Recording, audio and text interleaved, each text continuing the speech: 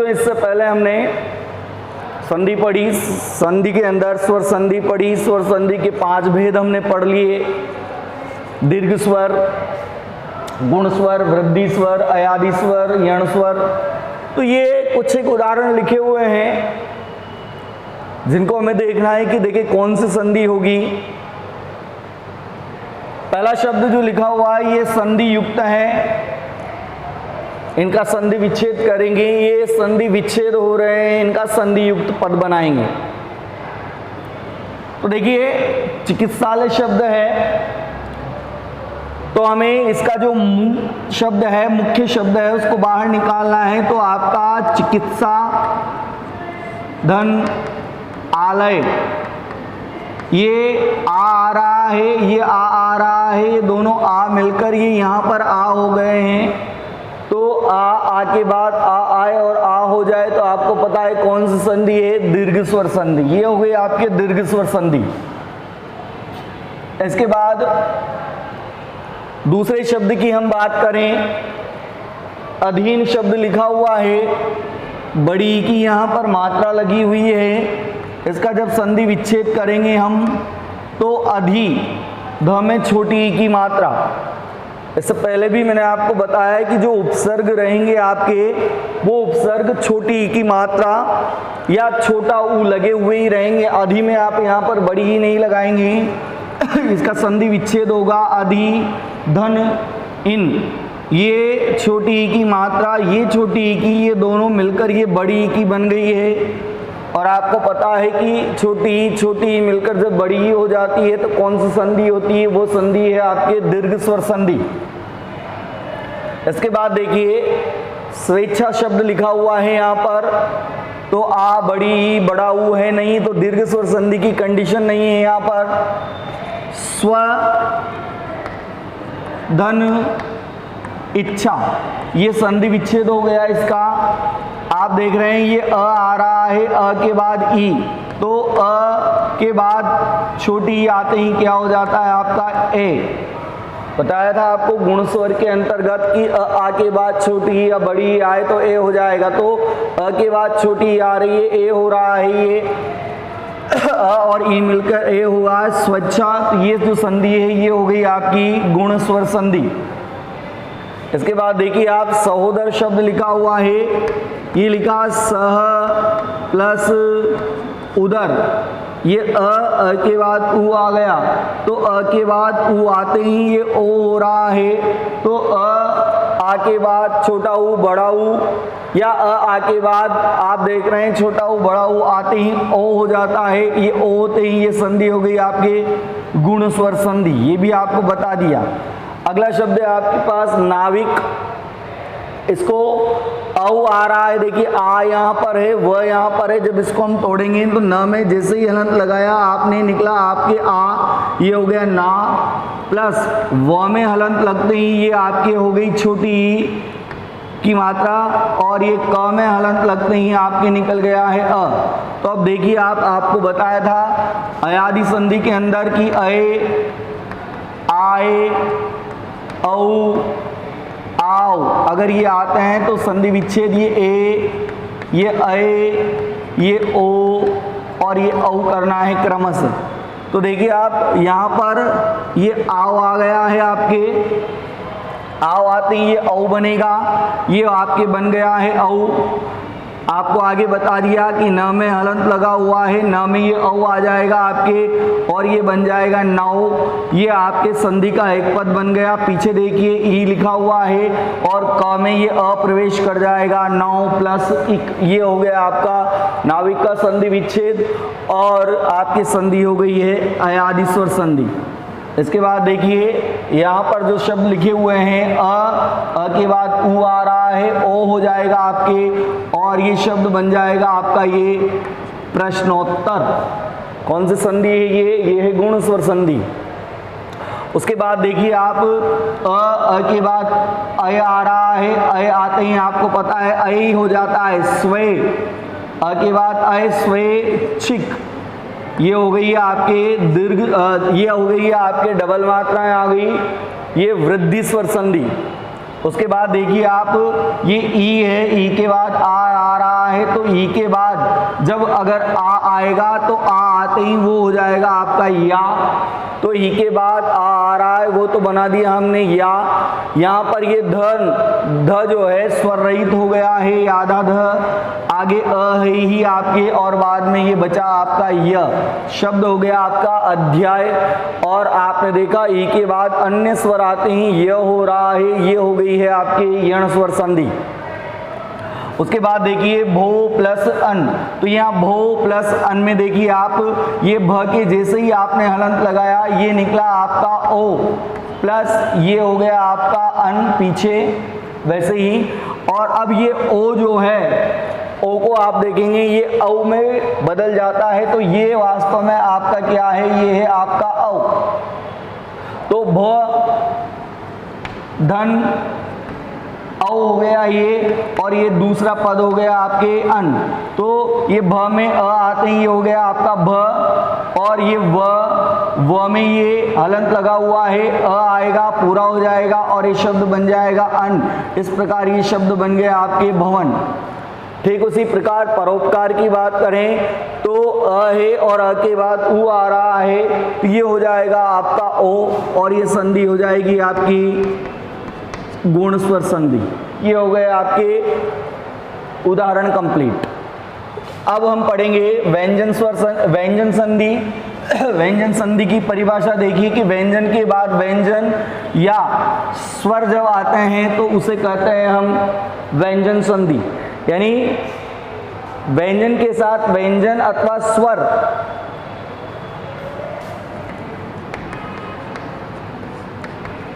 व्यंजन के साथ व्यंजन अथवा स्वर के आने पर जो परिवर्तन हो रहा है उसे कहते हैं हम व्यंजन संधि। और इस व्यंजन संधि के अंतर्गत हम नियम पढ़ेंगे। पहला नियम हम ये पढ़ेंगे कि किसी भी वर्ग के प्रथम वर्ण के बाद यदि कोई स्वर या यर लव आए तो प्रथम अक्षर अपने वर्ग के तीसरे में बदल जाएगा।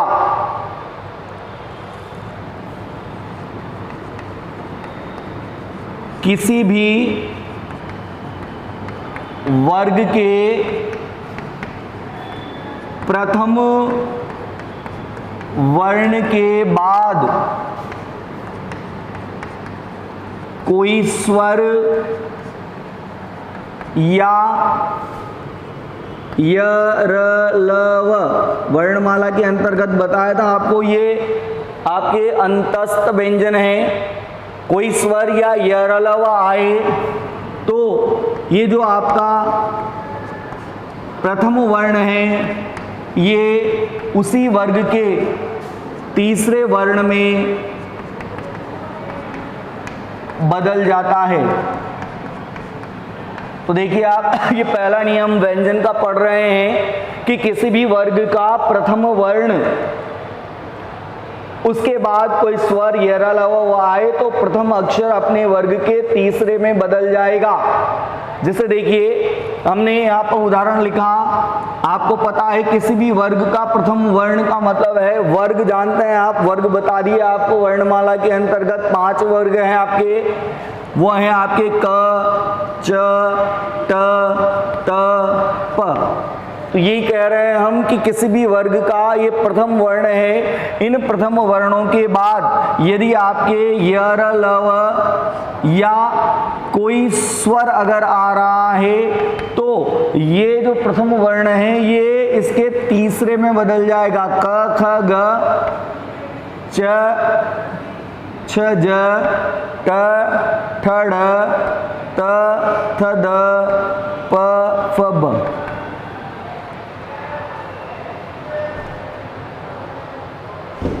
ठीक है, उदाहरण देखिए। जैसे हमने एक उदाहरण लिखा है यहां पर,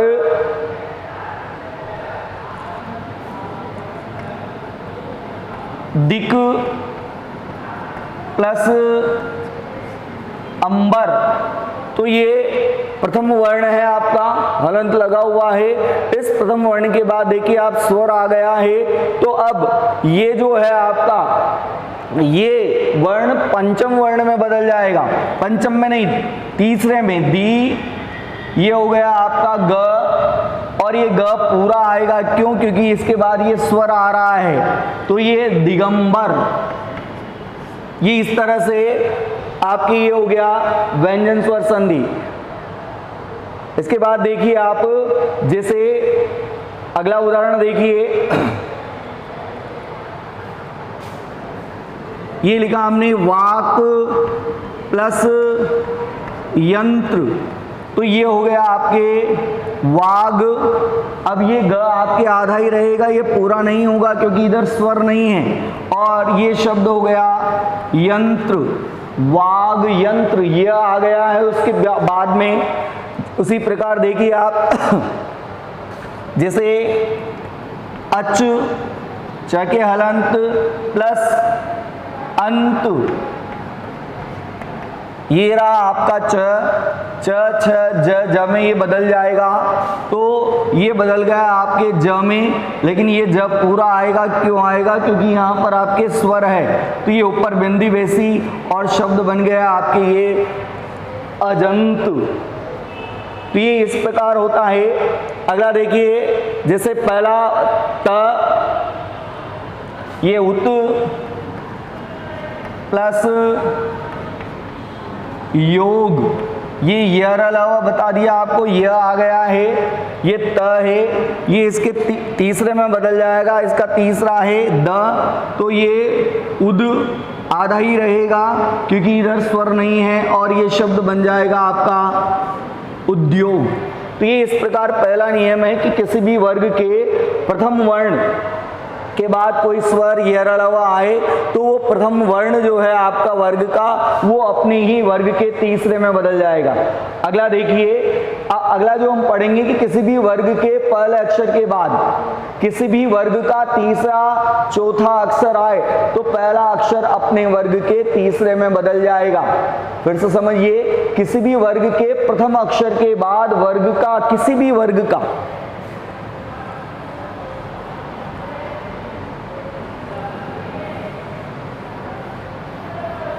दूसरा जो हम नियम पढ़ रहे हैं वो ये है कि किसी भी वर्ग के प्रथम वर्ग के बाद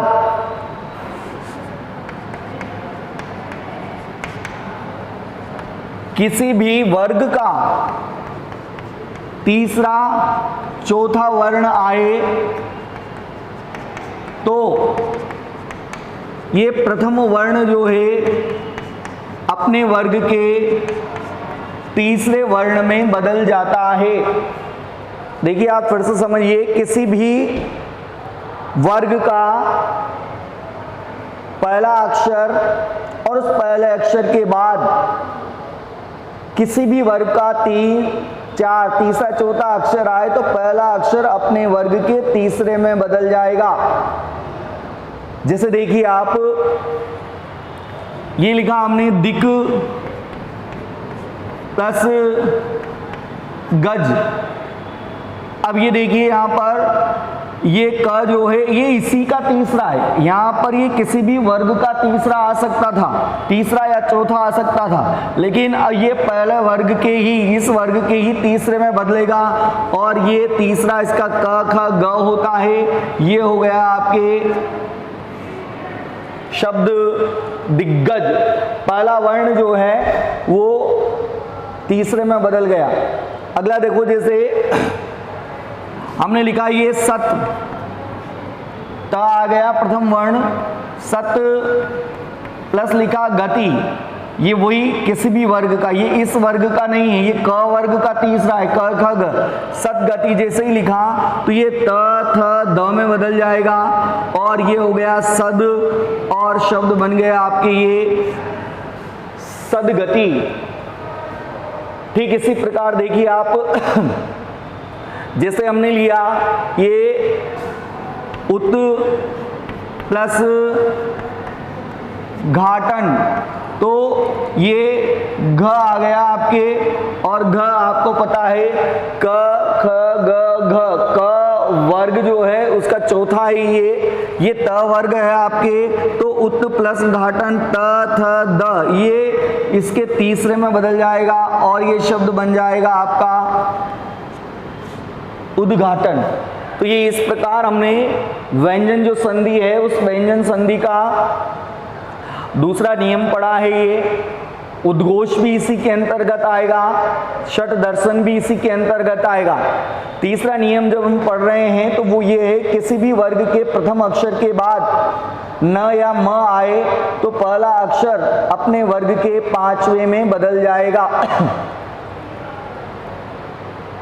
अगला जो हम नियम पढ़ रहे हैं वो यही है कि किसी भी वर्ग के प्रथम वर्ण के बाद न या म आए तो प्रथम वर्ण अपने वर्ग के पंचम वर्ण में बदल जाता है।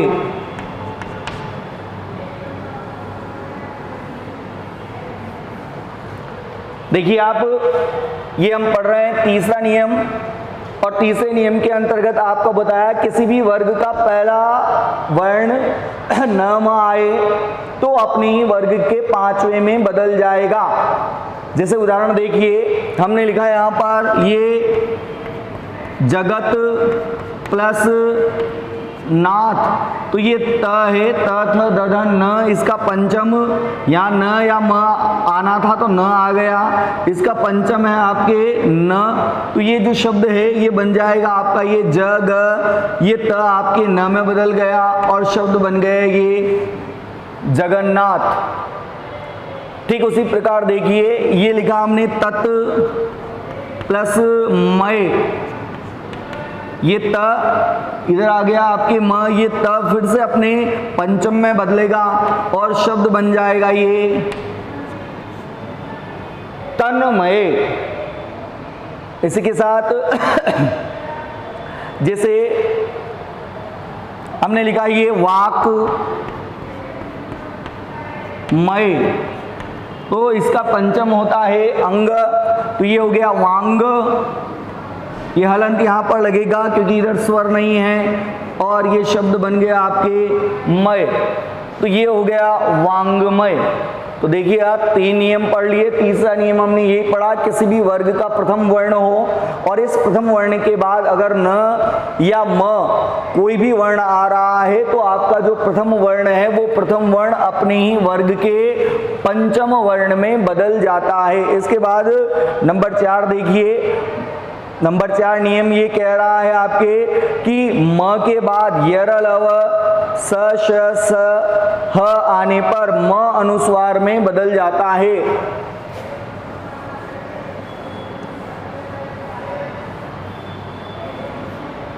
अगला जो हम पढ़ रहे हैं वो ये है कि इस म के बाद अंतस्थ या उष्म व्यंजन आ रहे हैं तो ये आपका म जो है ये अनुस्वार में बदल जाएगा। फिर से देखिए आप, म के बाद अंतस्थ या उष्म व्यंजन यरलव स श स ह आए तो म अनुस्वार में बदल जाएगा। कैसे बदल जाता है देखिए, जैसे सम प्लस हार, तो आपका शब्द बन गया ये संहार। ये म को आपने अनुस्वार में बदल दिया है, ये हो गया संहार। इसके बाद संवाद देखिए आप, ये सम, इसके बाद ये वो आ गया, ये बदल गया आपके अनुस्वार में और ये हो गया आपका संवाद। उसी प्रकार देखिए, ये सम के बाद ये आ गया आपके सार, तो ये हो गया संसार। तो ये नियम नंबर 4 आपने पढ़ लिया। और 4 के अंतर्गत ये पढ़ा कि म के हलंत लगा हुआ है, ऊष्म या अंतस्थ व्यंजन अगर आ रहे हैं तो वहां पर वो म जो है वो अनुस्वार में बदल जाएगा। सम सय शब्द बन गया आपका ये संशय। तो इस प्रकार ये आपने 4 नियम पढ़ लिए। अगला नियम पढ़ेंगे हम कि त के बाद च या छ आए तो त का च हो जाता है।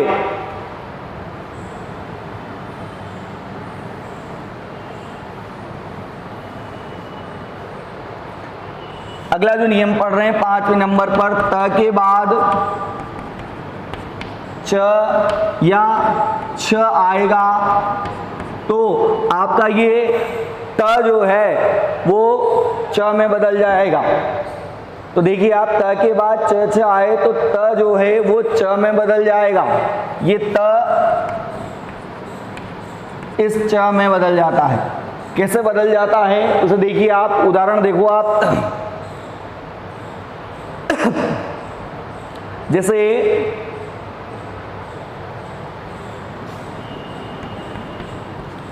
उत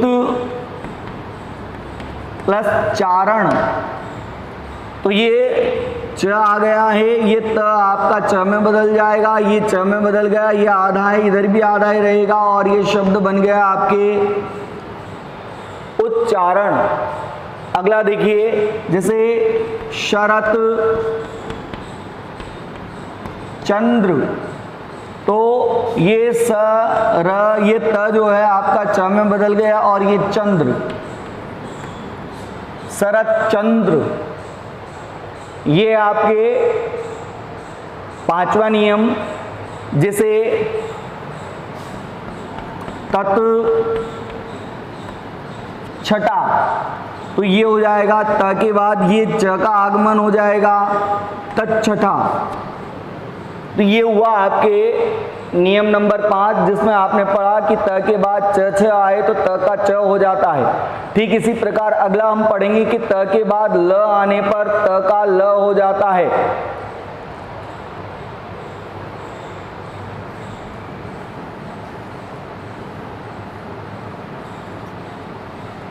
त के बाद ल अगर आ रहा है तो ये त का हो जाएगा आपके ये ल।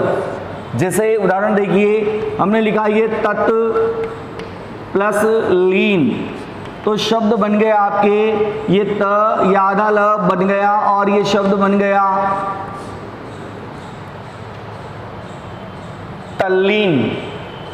इसके बाद अगला नियम पढ़ेंगे कि त के बाद ज आए तो त का ज हो जाता है। वही चल रहे हैं, ये ज आए तो ये त जो है इस त का ये ज हो जाएगा। उदाहरण देखिए जैसे सज्जन, सत प्लस जन, सज्जन।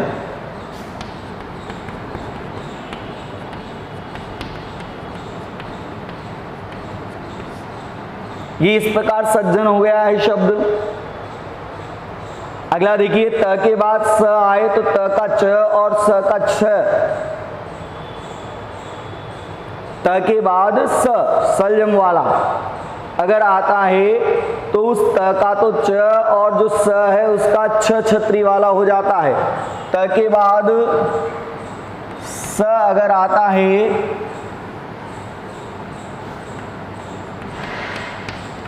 तो इस त का च और जो ये श है इसका छ ये हो जाता है। तो देखिए कैसे, जैसे हमने लिखा ये उदाहरण उत प्लस श्वास। अब देखिए ये त जो है इसका तो च हो जाएगा, तो ये तो हो गया आपके च, चूंकि हलंत लगा हुआ है, और इधर आपके स जो है ये आधा है तो ये छ छतरी वाला इसके हलंत लगाया और ये शब्द बन गया आपके उच्छ्वास।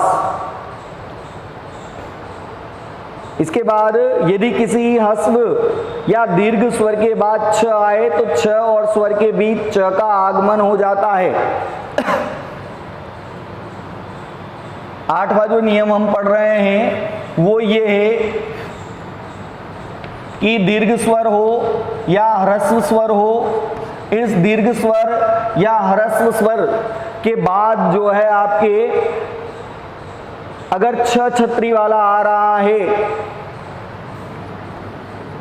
तो इन दोनों के बीच में च का आगम हो जाता है, च का आगमन हो जाता है। जैसे आधन छादन ये लिखा आपने तो शब्द बन गया आपके ये आच्छादन। ठीक उसी प्रकार आ है ये आपके यहां पर ये अनु प्लस ये छेद किया तो शब्द बन गया है आपके ये अनुच्छेद। तो ये इस प्रकार आपने व्यंजन संधि के उदाहरण देखे, नियम देखे। तो ये 9 नियम हमने लिखाए हैं। इसके बाद जो बचे हुए नियम हैं उन नियमों को हम अगली कक्षा में पढ़ेंगे। तो इनको एक बार आप पढ़ लेना।